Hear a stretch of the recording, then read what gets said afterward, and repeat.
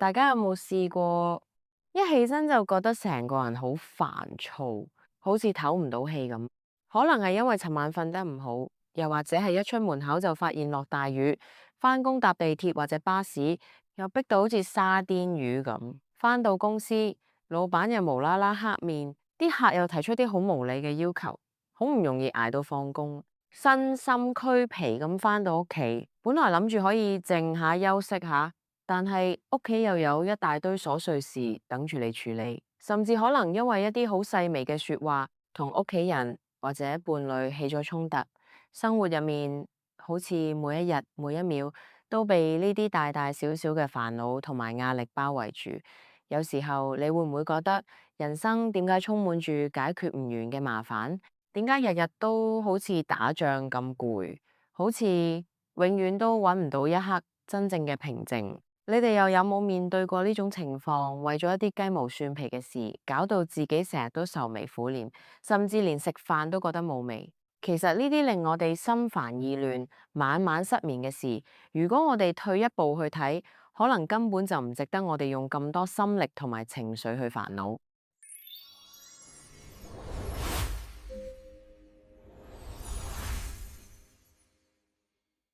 大家好，我哋係以廣東話推介好書嘅頻道點讀，我係 Dimi。今日我哋要一齊睇嘅呢本書，或者可以幫大家解開生活中嘅好多心結。書名叫做《人生大多是小事，沒有什麼了不起》。呢本書嘅作者，相信香港嘅聽眾都非常之熟悉，佢就係鼎鼎大名嘅蔡瀾先生。蔡瀾先生出生於新加坡，後來喺香港發展。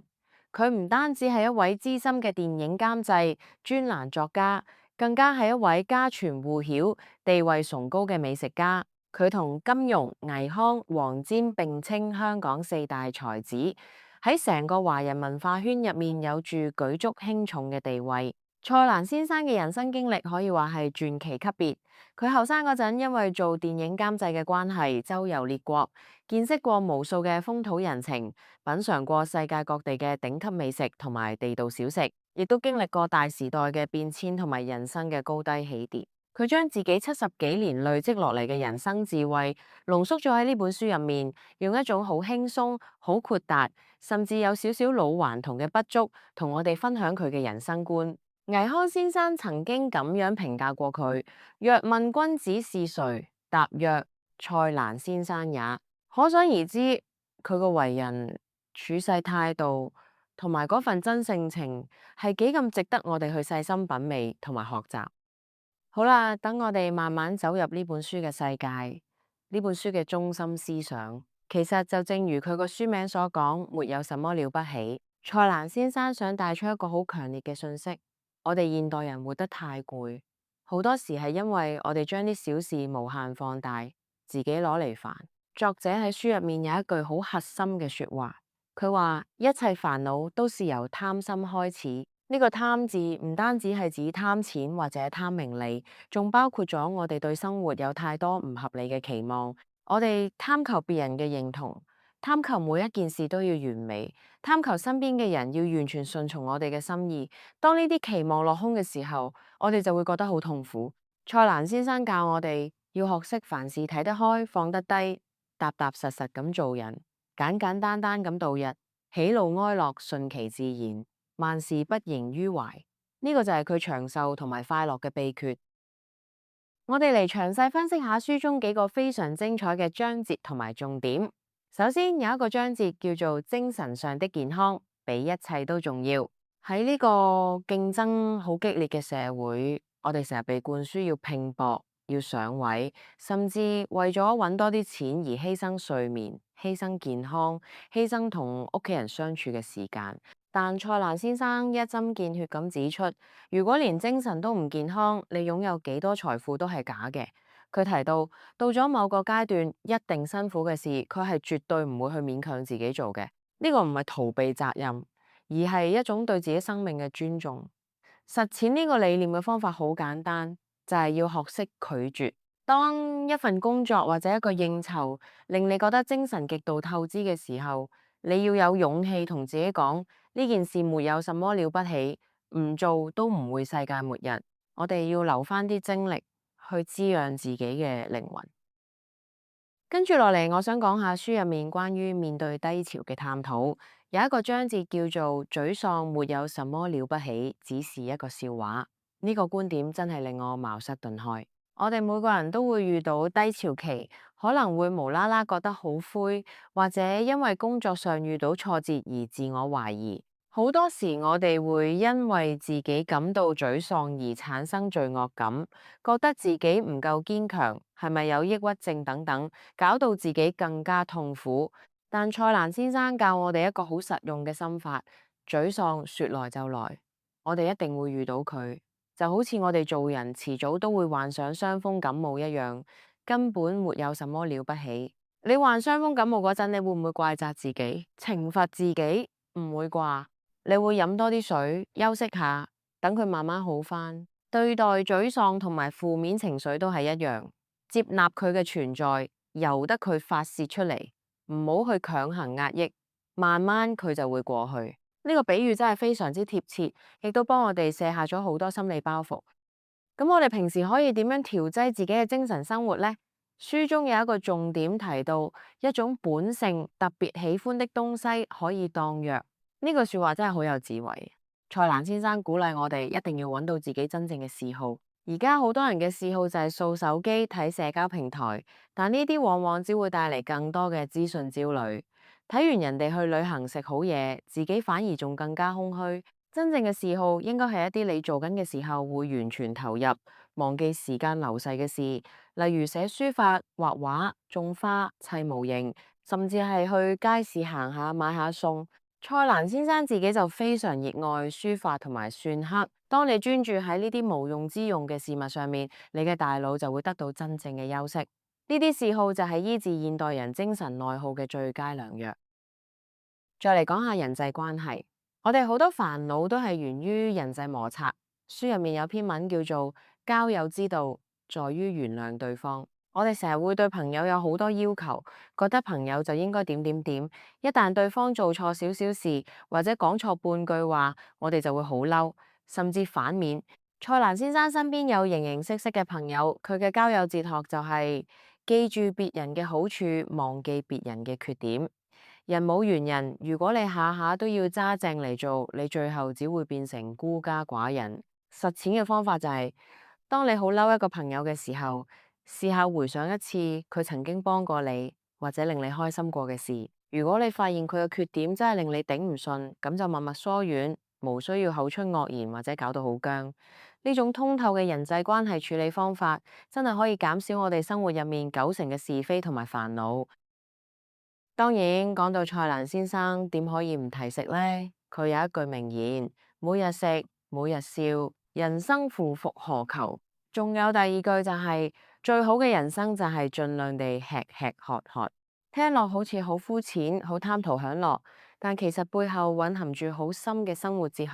食係我哋每一日最容易獲得、成本最低嘅快樂來源。好多人食飯只係為咗填飽個肚，對住部電腦，一邊做嘢一邊食飯盒，根本唔知自己食緊咩。蔡瀾先生教我哋要用心去對待每一餐飯，一碗好靚嘅雲吞麵，一杯沖得啱啱好嘅絲襪奶茶，只要你用心去品嘗，嗰一刻嘅滿足感係無價嘅。喺實際生活入面，我哋可以嘗試每個禮拜俾自己1-2次機會，放低手機，專心一意咁去好好享受一餐，無論係自己煮定係出街食。當你將注意力集中喺食物嘅色香味上面，你嘅大腦就會釋放出快樂荷爾蒙，將一日嘅疲勞一掃而空。綜合呢本書嘅種種細節，我真係有好深嘅個人體會。香港人生活節奏咁快，每個人都好似一條拉到最緊嘅橡筋咁，我自己都唔例外，成日都會因為一啲小事而搞到自己好緊張。好似我家姐個女，今年7歲。平時精力充沛，有時仲會喺屋企好大聲咁唱歌。有時我做緊嘢或者諗緊嘢、寫緊稿嗰陣，聽到把聲咁響，本來都會覺得好煩躁，心入面會有一股無名火起，覺得點解連安靜做嘢個空間都冇？但係睇完呢本書之後，我試下轉個角度去諗，其實小朋友健康快樂先會大聲唱歌啫，呢啲咪就係生活入面嘅小事咯。比起好多生老病死嘅大事嚟講，呢啲所謂嘅噪音根本算唔上係咩煩惱。呢個時候我就會諗起之前同大家分享過嘅苦堪力。當我哋遇到呢啲令我哋好勞氣嘅小事嗰陣，試下將自己抽離，飛到半空向下望。從人生嘅長河，甚至從整個宇宙嘅維度去睇，呢一刻小朋友嘅歌聲，或者係尋日老闆鬧你嘅一句說話，又或者係搭車俾人踩到一腳，真係有咁重要咩？過多一個禮拜，你甚至連發生過呢件事都唔記得啦。既然係咁，點解我要為咗一件遲早會忘記嘅小事，而去懲罰依家嘅自己呢？其實呢種心態上嘅轉變，就好似我哋平時做嘅斷捨離實踐咁，我哋唔單止要清理屋企多餘嘅雜物，唔好俾啲冇用嘅嘢霸佔居住空間，我哋仲要定時定候清理心入面嗰啲無謂嘅執着同埋煩惱，將嗰啲阻住我哋開心嘅小事通通拋開，留翻啲心靈空間去裝住真正值得我哋珍惜嘅人同事。總結一下，人生大多是小事，沒有什麼了不起。呢本書嘅核心價值，蔡瀾先生用佢嘅文字提醒我哋唔好將人生睇得太過沉重。呢本書嘅核心價值在於真同埋放下，做人要真，要坦誠面對自己嘅慾望同埋情緒，唔好為咗迎合別人而委屈自己。同時要懂得放下，放下無謂嘅面子，放下對物質嘅過度貪婪。放下對完美嘅病態追求，人生要經歷嘅風浪實在太多。如果我哋連每一滴小雨點都要抱怨，咁條路就會行得好辛苦。學識蔡瀾先生嗰種萬事不盈於懷嘅境界，就算遇到逆境都可以一笑置之，然後繼續食好嘢、瞓好覺。呢種強大嘅心理質素，正正就係我哋喺呢個紛擾嘅世界入面最需要配備嘅生活武器。雖然蔡瀾先生已經離開咗我哋，去咗另一個世界繼續佢嘅逍遙人生，但我哋依然要喺度深深咁多謝佢。佢留低嘅依啲文字同埋人生智慧，真係俾咗我哋後輩好大嘅啟發。佢嗰份豁達，嗰種對生活嘅熱愛，依然透過佢嘅書溫暖住我哋每一位讀者。多謝佢教識我哋點樣喺呢個煩囂嘅世界入面，揾翻嗰份沒什麼了不起嘅平靜。佢嘅精神將會一直陪住我哋每一個熱愛生活嘅人。好，感謝大家抽時間出嚟，耐心咁聽完我今日嘅分享。我哋成個團隊每個禮拜都好俾心機咁去消化呢啲好書，就係希望可以將最好嘅內容帶俾大家。如果你覺得今日嘅內容對你有啟發，或者令你心情輕鬆咗，我非常之鼓勵你留言，話俾我知你嘅感受，同埋將呢段影片 like 同 share 俾你身邊嗰啲最近壓力好大，好需要放鬆嘅朋友，亦都好期望大家可以訂閱我哋嘅頻道，繼續收聽我哋其他嘅推介。順帶一提，我哋依家通常都係逢星期二同星期五出片，大家記得繼續留意我哋嘅點讀分享啦。另外，如果你哋有咩書係好想睇但又冇時間睇，想我哋幫手讀完再分享嘅話，非常之歡迎你哋 DM 我哋，或者直接 send email 俾我哋。你哋可以喺呢條片嘅下方，或者去我哋頻道嘅簡介度揾到我哋嘅 email address，我哋好期待收到你哋嘅心水書單。喺節目結束之前，我想留低一個問題俾大家反思一下，試下回想翻最近呢一個禮拜入面，有邊一件事係曾經令到你好嬲、好崩潰，甚至搞到你失眠嘅？依家拉遠少少距離再去睇，呢件事到底係一件會影響你一生嘅生死大事，定係其實只不過係人生中其中一件沒有什麼了不起嘅小事？我係 Demi，我哋下集見，拜拜。